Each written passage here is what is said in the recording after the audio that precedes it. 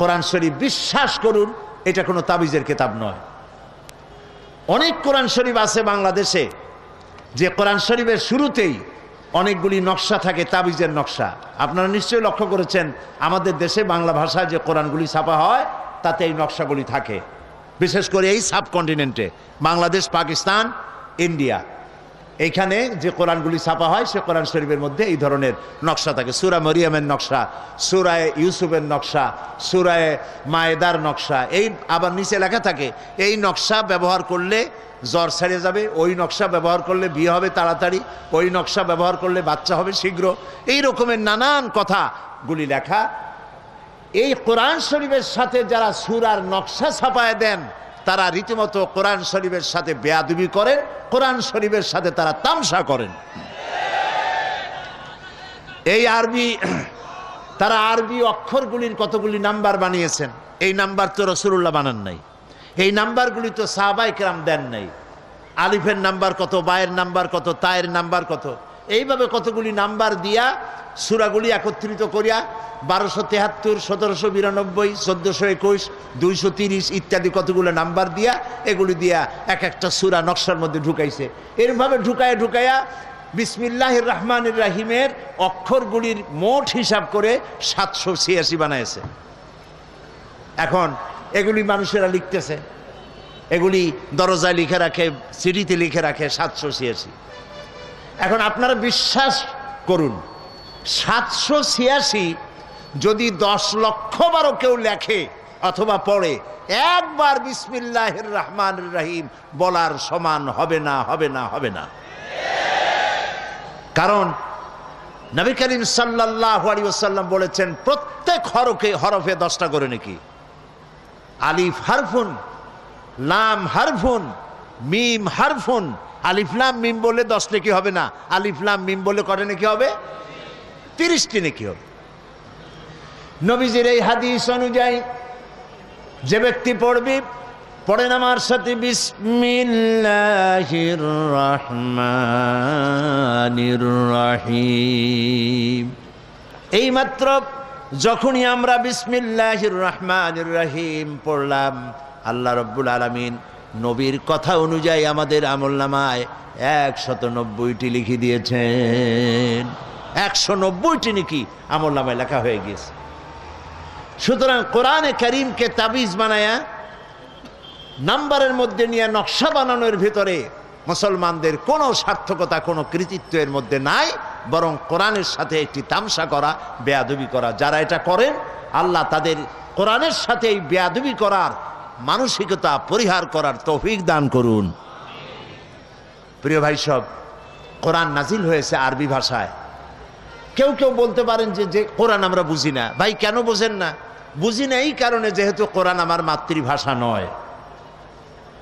জবাব দিতে পারেন, কিন্তু এই জবাব কি কিয়ামতে ধোপে টিকবে? যদি ফেরেশতা জিজ্ঞেস করে কোরআন বুঝেছো, বলে না কোরআন বুঝি নাই। কেন বুঝো নাই? যেহেতু এটা আরবি ভাষা তাই বুঝি না, ওটা আমার মাদার ল্যাঙ্গুয়েজ না, এই জন্য বুঝি নেই। ফেরেশতা যদি পাল্টা প্রশ্ন করে যে তুমি তো ইংরেজি খুব ফটর ফটর করতে পারতা, তো আরবি যদি তোমার মাদার ল্যাঙ্গুয়েজ না হয় তাহলে ইংরেজি তোমার কোন দেশি ফাদার ল্যাঙ্গুয়েজ কও সেটা আগে, এইটা তুমি বুঝলা কেমনে? তার মানে হচ্ছে আমরা চেষ্টা করি নাই। কোরআন আল্লাহ তাআলা আরবিতে নাজিল করেছেন এই জন্য যাতে আমাদের বুঝতে সহজ হয়। সুবহানাল্লাহ বলবেন। আল্লাহ তাআলা বলছেন ইন্না আনসালনাহু কুরআনান আরাবিয়্যান লাআল্লাকুম তা'কিলুন, নিঃসন্দেহে এ কোরআনকে আমি আরবি ভাষায় নাজিল করেছি এই জন্য যাতে করে তোমাদের বোধগম্য হয়, যাতে করে তোমরা বুঝতে পারো। তারপরে বোঝার জন্য সহজ করেছি, মুখস্থ করার জন্য সহজ করেছি, তেলাওয়াতও সহজ করে দিয়েছি। লক্ষ্য করবেন পৃথিবীতে তোতলাপন মানুষ আছে যাদের কথা বলতে গিয়ে কথা বাঁধে। আছে না চট্টগ্রামে এরকম? সব দেশে আছে, সব ভাষাই আছে, কথা বলতে গেলে বাঁধে। এই কথা বলতে গেলে যাদের বাঁধে তাদেরকে কোরআন শরীফ পড়তে দেন, দেখেন বাঁধে নাকি কোনো জায়গায়। সুবহানাল্লাহ বলবেন না এবার? সুবহানাল্লাহ। এই জন্য আমি দৃষ্টান্ত দিতে গিয়ে বলি যে আরব দেশে যারা আরবিতে কথা বলে তাদের কথাও বিভিন্ন রকমের উচ্চারণের ব্যতিক্রম আছে। যেমন সৌদি আরবিয়ায় তারা সা উচ্চারণ করে তা দিয়া, কাপ উচ্চারণ করে গাইন দিয়ে। যেমন কুলকে বলে গুল, কাথিরকে বলে কাথির। আবার মিশরের জিমকে বলে গাইন দিয়ে উচ্চ করে মসজিদ, এটাকে বলে মাসগিদ। ওয়াজারাতুল খারিজিয়া তাকে বলে ওয়াজারাতুল খারগিয়া। হাজিকে বলে হাগি। এই যে উচ্চারণের তাদের ব্যতিক্রম, কোরআন যখন পড়ে একজন সৌদি আরবিয়ান মুসলমান অথবা ইজিপশিয়ান, যখন একজন মুসলমান যখন কোরআন পড়ে তো আউযু বিল্লাহি মিনাশ শায়তানির রাগীম বলে না, ওখানে ঠিক হয়ে যায়। আবার যখন সৌদি আরবিয়ার কেউ কুল হু আল্লাহ পড়ে সেখানে সে গুল হু আল্লাহ পড়ে না। তার অর্থ হল নিজের ভাষার উচ্চারণের ভিতরে যতই ত্রুটি বিচ্যুতি থাকুক না কেন, আল্লাহর কোরআন যখন মানুষ পড়ে তেলাওয়াত করে, আল্লাহ রাব্বুল আলামিন জবানের আড়ষ্টতা দূর করে দিয়ে কোরআনে কারিমের তেলাওয়াত আল্লাহ সহজ করে দেন। এটা বোঝাও সহজ, তেলাওয়াত করাও সহজ, মুখস্থ করাও সহজ, কারণ এটা আল্লাহ তাআলা নাজিল করেছেন।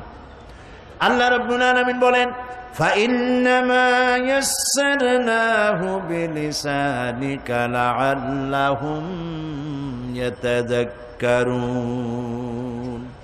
হে নবী, অবশ্যই কোরআনকে আমি আপনার বাক প্রক্রিয়ার মধ্যে আমি সহজ করে দিয়েছি, যাতে করে লোকেরা সহজেই এর থেকে উপদেশ গ্রহণ করতে পারে। নবী করিম সাল্লাল্লাহু আলাইহি ওয়াসাল্লাম কোরআন শরীফ যখন নাজিল হতো তিনি তেলাওয়াত করতেন খুব দ্রুত গতিতে, যাতে করে আয়াত, পারা, সূরা, জের, জবর কোন রকমের ছুটে না যায়।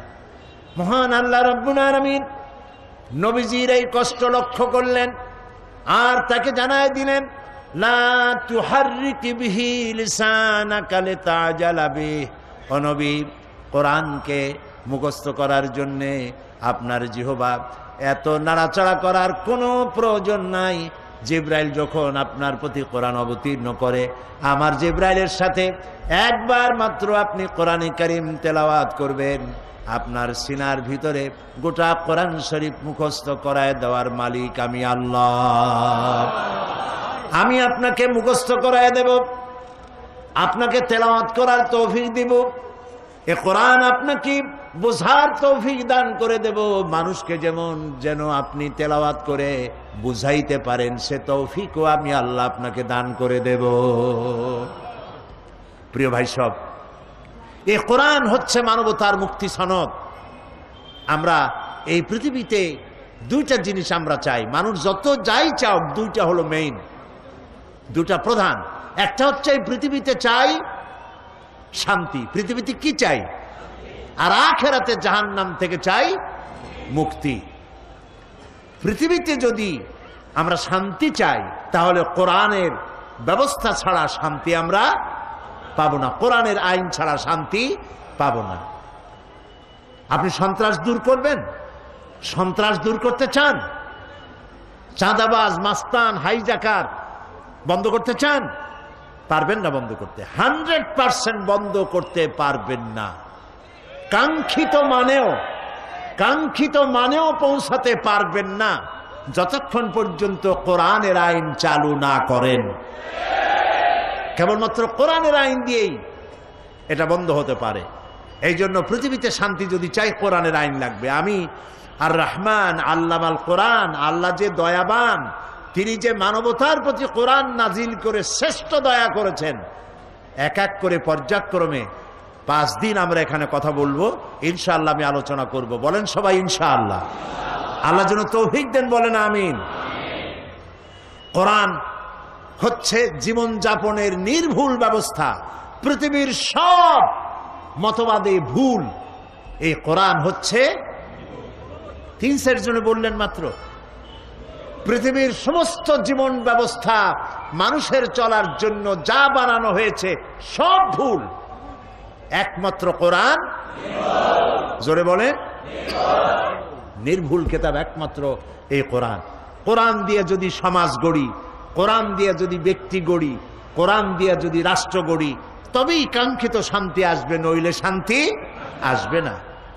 মানুষের ভালো মন্দের মাপকাঠি এটা, কল্যাণ অকল্যাণ, মঙ্গল অমঙ্গল সবকিছু এইটার মধ্যে নির্ভর করে। আল্লাহ তাআলা বলছে তাবারাকাল্লাযী নাযালাল ফুরকানা আলা আবদিহি লিয়াকুনা লিল আলামিনা নাযীরা।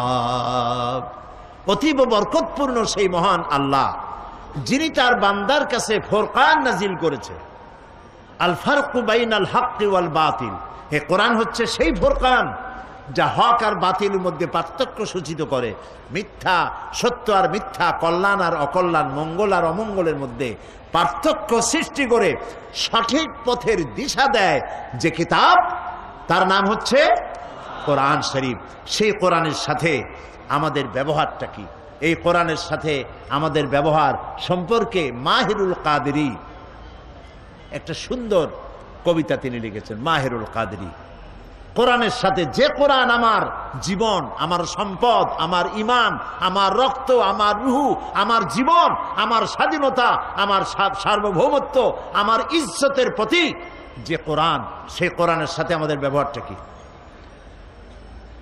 মাহিরুল কাদেরী তিনি লিখছেন তাকু মে সাজায়া জাতা হু आँखों से लगाया जाता हो, ताबीज बनाया जाता हो, धो धो के पिलाया जाता हो।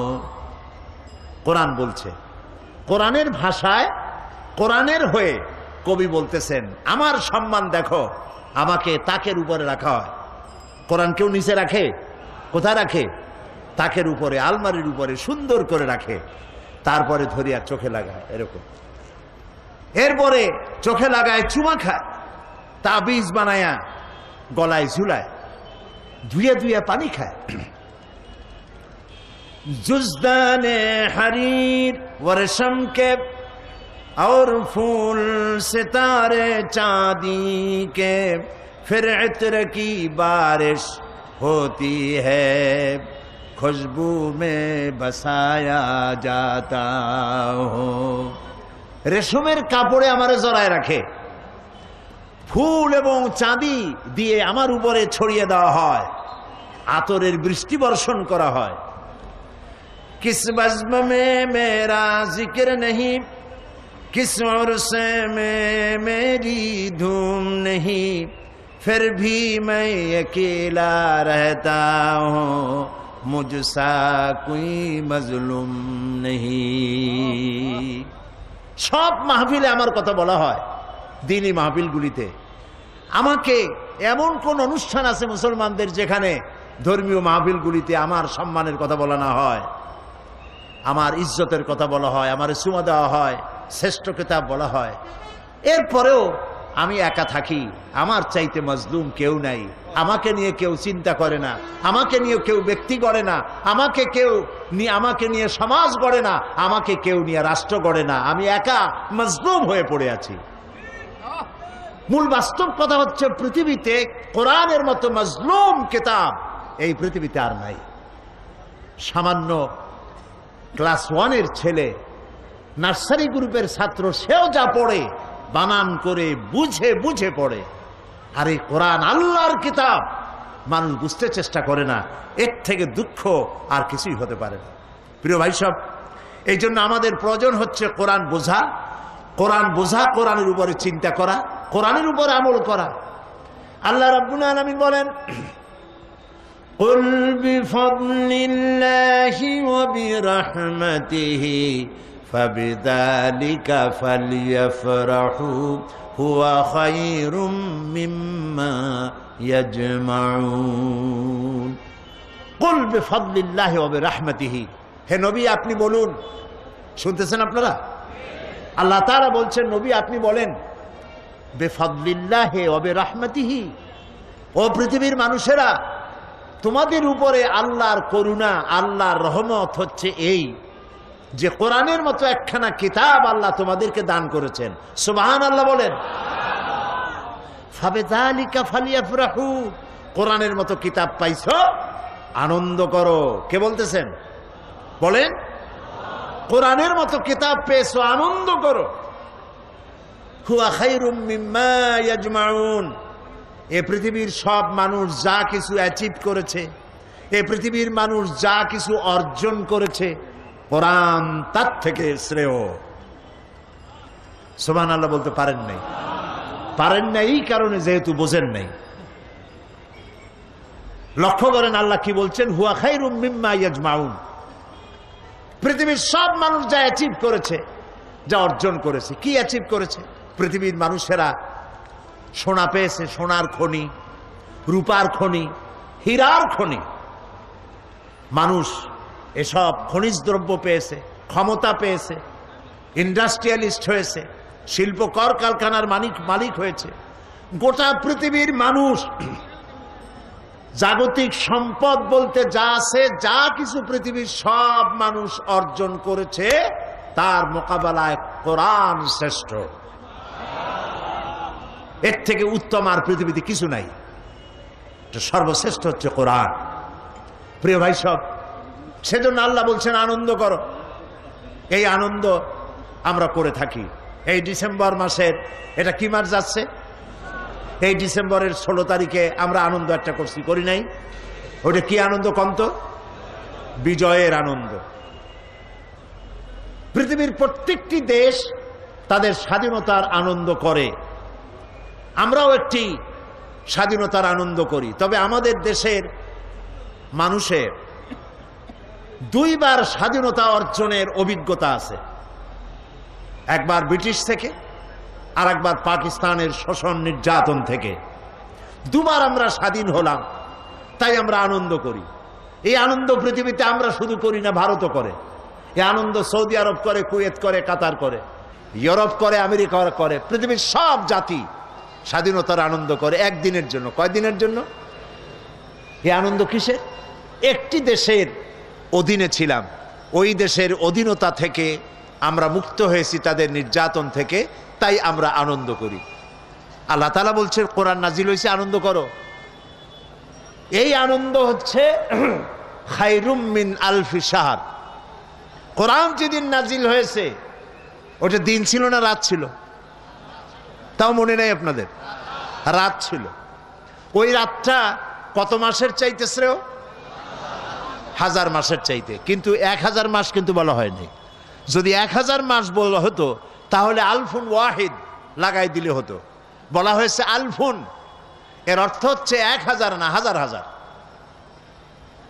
আল্লাহ রাব্বুল আলামিন বলতে চান, এই পৃথিবীর মানবতার কল্যাণের জন্য হাজার হাজার মাস ধরে মানুষের যে কল্যাণ সাধিত হয় নাই, কোরআন যেদিন নাজিল হলো সেই রাতটা মানবতার সেই কল্যাণ সাধিত হয়েছে। এখন কোরআনের মতো একখানা কিতাব পেয়েছো, তাই আনন্দ একদিন করলে হবে না। কোরআনের মতো কিতাব পেয়েছো, স্বাধীনতা অর্জন করেছো, এক দেশের গোলামি থেকে মুক্তি পাইছো। আর কোরআন নাজিল হওয়ার কারণে মানুষের গোলামি থেকে মুক্ত হয়েছ। অর্থনৈতিক গোলামি, আধ্যাত্মিক গোলামি, মানুষের নির্যাতন, নিপীড়ন, কৃতদাস বৃত্তি, নারীর গোলামি, নারীদের স্বাধীনতা, অধিকার হরণ ইত্যাদি থেকে গোটা পৃথিবীবাসী মানুষের দাসত্ব থেকে মুক্ত হয়ে এক আল্লাহর গোলামে পরিণত করেছে কোরআন। তাই কোরআন যে স্বাধীনতা দিয়েছে মানুষকে, সেই স্বাধীনতার জন্য তোমাদেরকে একদিন আনন্দ করলে হবে না, 1 মাস রোজা রেখে আনন্দ করো। এটা কোরআন শরীফ যেটা আল্লাহ তাআলা নাজিল করেছেন। স্বাধীনতার আনন্দ কি আর পরাধীনতার গ্লানি কি, ইরাকে গিয়ে জিজ্ঞেস করে আসেন। আজকে প্যালেস্টাইনি মুসলমানদের কাছে জিজ্ঞেস করে আসেন, স্বাধীনতার মজা কি আর পরাধীনতার গোলামি কারে বলে। প্রিয় ভাই সব, এই কোরআন যদি আমল করতাম, কোরআন যদি বুঝতাম, কোরআন মেনে যদি জীবন চালাতাম, পৃথিবীতে কাশ্মীরে যে দুরবস্থা ঘটছে, আফগানে যা ঘটলো, প্যালেস্টাইনে যা ঘটলো, ইরাকে যা ঘটছে, এই দৃশ্য আমাদের চোখে দেখা লাগতো না যদি কোরআন বুঝতাম, আমল করতাম। আজ বিশ্বজোড়া মুসলমানদের উপর অত্যাচার চলছে, জুলমের শিকার সারা পৃথিবীর মুসলমানেরা। আমরা লক্ষ্য করেছি পৃথিবীতে কোন দেশের উপর কোন দেশ, লক্ষ্য করুন, পৃথিবীর কোন দেশ যদি অন্যায় করে, কোন দেশ যদি আন্তর্জাতিক আইন লঙ্ঘন করে, মানবতা বিধ্বংসী, মানব বিধ্বংসী কোন পারমাণবিক অস্ত্র যদি কেউ সংরক্ষণ করে পার্শ্ববর্তী দেশকে অথবা মানুষকে ধ্বংস করার জন্যে, এই সব কোন দেশ অন্যায় করলে সেই দেশের অন্যায় যাতে বন্ধ হয়, অন্যায় না করতে পারে, সেই জন্য পৃথিবী দায়িত্ব দিয়েছে জাতিসংঘকে। ঠিক কিনা? আমি জাতিসংঘের ইতিহাস বলবো না, কারণ সেটা বলার জায়গা এটা না। তবে আমি শুরুতে বলেছি আমরা 25 বছর এই মঞ্চে বসে দেশ এবং বিদেশের মানবতার বিরুদ্ধে পরিচালিত জুলমের বিরুদ্ধে কথা বলেছি, কারো রক্ত চক্ষুকে আমরা পরোয়া করি নাই। আজ ইরাক যদি কোনো অন্যায় করে থাকে তাহলে তা দেখার দায়িত্ব ছিল জাতিসংঘের। জাতিসংঘ ইরাককে নোটিশ দেবে, ইরাক যদি সেই নোটিশ না মানে জাতিসংঘ গোটা পৃথিবীর তার সদস্যভুক্ত দেশগুলিকে ডেকে জরুরি বৈঠক করবে এবং ইরাককে মানতে বাধ্য করবে তার বক্তব্য। যদি না মানে জাতিসংঘ তার বাহিনী নিয়ে ইরাকের উপরে ঝাঁপিয়ে পড়লে শুধু ইরাক না, পৃথিবীর যে কোনো দেশ আন্তর্জাতিক আইন যদি লঙ্ঘন করে, জাতিসংঘের এখতিয়ার আছে তার বিরুদ্ধে যুদ্ধ ঘোষণা করে তাকে পদানত করার। কিন্তু সম্পূর্ণভাবে জাতিসংঘকে বুড়ো আঙ্গুল দেখায়া বুশ যে কাজটি করেছে ইরাকের উপরে, তা পৃথিবীর মানব ইতিহাসকে, গণতন্ত্রকে পদদলিত করে মানবতাকে কলঙ্কিত করেছে বুশ। সেজন্য আজ ইরাকের তেল সমৃদ্ধ ইরাক, আজকে তারা গত ঈদ উল ফিতরে আমরা ঈদ করেছি, তাদের কোনো ঈদ হয় নাই, চোখের পানি দিয়ে তারা ঈদ করেছে। এই জুলমের বিরুদ্ধে দুনিয়াকে সোচ্চার হতে হবে। প্রেসিডেন্ট সাদ্দাম হোসেনকে গ্রেফতার করা হয়েছে, আমরা চাই তার আত্মপক্ষ সমর্থনের সুযোগ দেওয়া হোক এবং ইরাকের দালাল, ইরাকের বশংবদ কোন ইরাকি দালালদের দিয়ে গঠিত কোন আদালতে তার বিচার হোক, আমরা তা চাই না। আমরা চাই আন্তর্জাতিক আদালতে যদি বিচার করতেই হয় তবে বিচার হোক আন্তর্জাতিক আদালতে। তবে সেখানেও কথা আছে, বুশ তাকে বলেছেন যুদ্ধ অপরাধী, কিন্তু দুনিয়া মনে করে একবিংশ শতাব্দীতে কোনো যুদ্ধ অপরাধীর বিচার যদি হয় তাহলে সর্বপ্রথম বুশের বিচার হওয়া উচিত সর্বাগ্রে।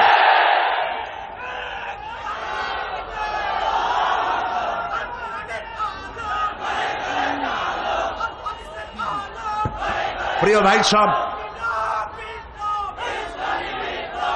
আজকের যে দুরবস্থার সৃষ্টি হয়েছে ইরাকের মুসলমানদের, সেখানকার নারীদের তল্লাশির নাম করে করে ইরাকের পাক পবিত্র মহিলাদের গায়ে হাত দিতেছে কাফের ইহুদি নাসারারা, এই দৃশ্য অসহ্য। সুতরাং আজকে কাউকে না কাউকে কথা বলতেই হবে। মুখ বুজে বসে থাকলে ঘাড়ের উপরে সিন্দাবাদের দৈত্যের মতো চেপে বসবে। মুসলমানদেরকে আজ কথা বলা উচিত। যাদেরকে আল্লাহ পেট্রোল দিয়েছেন, সোনা দিয়েছেন, আল্লাহর সৎকার খাসি না হয়ে কথা বলুন এবং শাহাদাতের ঝুঁকি নিন। শাহাদাতের ঝুঁকি নিয়ে ময়দানে ফিরে আসুন কোরআনের ঝান্ডা নিয়ে। এ কোরআন আমাদের, আমরা এর মোকাবেলা করব ইনশাআল্লাহ।